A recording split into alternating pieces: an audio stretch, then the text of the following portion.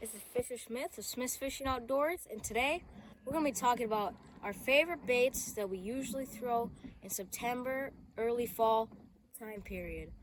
When we fish in lakes that have been thrown, everyone's thrown topwater, you know. They've seen every topwater, they've seen everything. These are the baits that we're going to throw to get those pressure fish. So the first bait we're going to talk about is the shallow Husky Medusa. This bait is super nice because it has such a good hang in the water. I'll show you how I like to work it. So you cast it out there, big rips with long pauses. It just hangs there, and that's what gets those fish to react over top of dying weed growth. That is not No, your fresh weed growth. Yeah. There's still some deeper weed growth, and that's what you want to count. If you're fishing like 5 to 6 The shallow weeds are feet. dying. The deep weeds are still got some good, so that's what you're keying in on. So that's what you're keying in on if you're going to throw in this bait. The other baits we're going to talk about is the regular Medusa. We also got the mid Medusa. What would you use a regular over a mid? I would use a regular over a mid because it's a little bit bigger, it's got a little more hang, and it might fall a little faster. It's got some pretty good chew marks in it. Yeah. And the mid is good for pressured water because a lot of people might throw big rubber. So I like to throw little rubber sometimes because it works over there. If there's still some green shallow grass, yep, you can get that up. You can work that in 3 to 4 feet of water, get it ripping, and yep. So I see you got some suics there. I mean, got some suics here. So I put out some bright ones, and I like bright suics. You like bright suics. I just you know what? In September we get a bloom on the water. A lot of waters get a bloom, and so sometimes going from natural colors to just bright colored suics. So you get natural. That's great, on your normal clean waters. But boy, when you get some of these, when you get some of them dirty flowages, or anything that's got a little green, green September bloom to it. I love throwing bright suics. Bright suics. Especially these dive nice and rise. Let's show me how you like to work a suic. Now, let's see how I like to work these bright suics. So this is the plastic suic. So you cast it out there. And I just like to make really long pulls. Long pulls. You can get it almost where it'll dive and rise and turn sideways on you. Side to side of kind of like walking back and forth, And this is a good bait thrown over weeds that are not so high anymore. They're just starting to die off. They're starting to die off, old stumps, stuff like that, brush piles.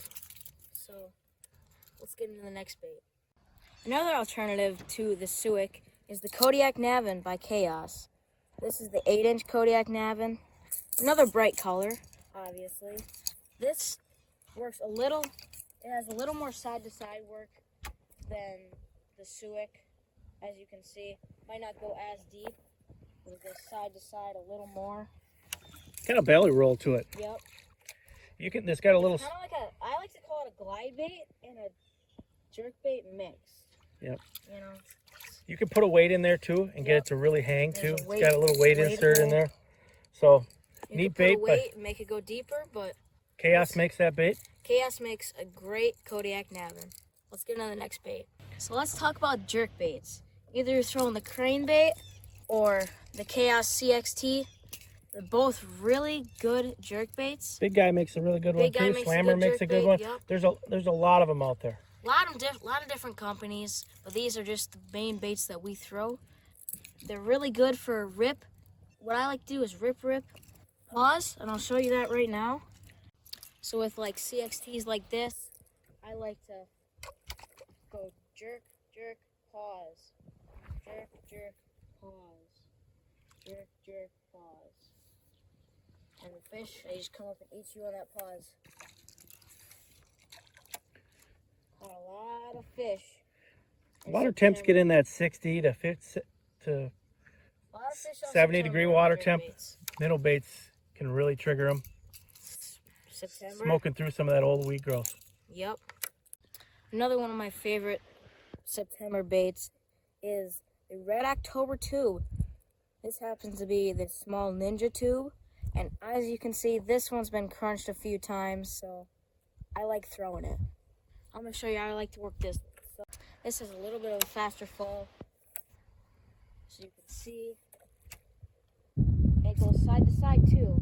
So I like to do big rips on this. Big sweeps. Up, down. The nice thing is really no, you know, they I always like figure eighting them too. It's pretty fun. Yeah, they hang in the corners. They do pretty nice like that. I mean, I like the small ones and the bigger ones. They're both great baits. Now for the last rubber bait that we have this Pro Dog. And these, they have a little more of an arc when you rip them. They kind of go like this. They hop. So you got a 44 on this one. I got a 44 like a month ago on this one. So as you can see, this is more of a deeper bait. It kind of just like rises and falls. 6 to 10 feet. Yep. If you're fishing deeper cribs. But the Pro Dogs really go nose heavy and they drop nice. Yep. If you're fishing deeper cribs or deep weeds, this is what I would choose. Now we're going to get into some glide baits. So we have the Phantom here. And we have a little reef hog. I like these old wooden reef hogs. Then we have a mini tap dancer. This is one of my favorites. And I love throwing this thing. Taps super nice. It's got cool colors. Let's see how it looks. Chaos makes that one also. Yep. All those Chaos baits you can get on, you can go online on chaostackle.com. Yep. These work really nice. They do. A little tail on the back. Really nice. These are good for working over your weeds that are just starting to die again. Got a good pause, good side to side. Very good profile.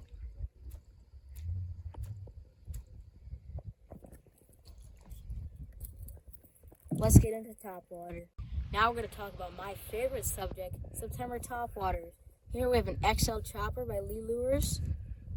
I love this thing. It's so nice. Something about wood baits, you know? I love wood baits. I mean, there's a lot of different tail baits out there. I mean, tail baits have been made all the way back to Gooch's Tallywhacker from, you know, and every one of them's different.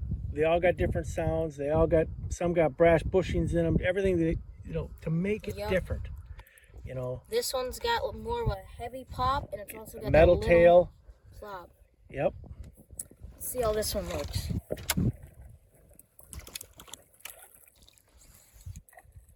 I like to run these about this speed. We saw one the first cast this morning on that one. First cast, we threw this one, and boom, fish came right behind it. Listen to that. That just sounds great. Something about wood baits. Pushes a nice wake. Let's get into the next topwater. Now we're going to talk about this old school topwater. This is the one with the BBs in it, as you can hear. Hopefully, Joe Booker Tackle will come out with the BBs back in them. Most I know I mentioned it to Joe. Yeah, most of the ones we throw always have BBs in them. Yep. So they catch fish. They do catch a lot of fish. Especially, I'll show you how I like to run them.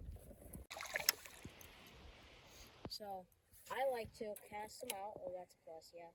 But whenever I'm running them, I'm barely crawling them where you can literally see the rotations of that blade. Almost like flap tail speed. Every single time. And you can just hear that rattle. You can literally hear the howl in the bait. You can hear the BBs rattling in the back, especially when you run it super slow like I just did. These are my two low light period topwaters. So we got a Hog Wobbler. As you can see, this one's maybe caught a couple fish. It's like black and wood is the color now. And I really love flaptails though. This is the Lee Lures flaptail. Really nice. This is, I think, inside out loon. Reverse loon. Yeah, inside out. Inside out. I don't know what I'm saying. That fish just get angry at these things. Like, if you ever caught a fish on a flagtail, you know that the fish, they just want to kill it. That's why I like throwing flagtails.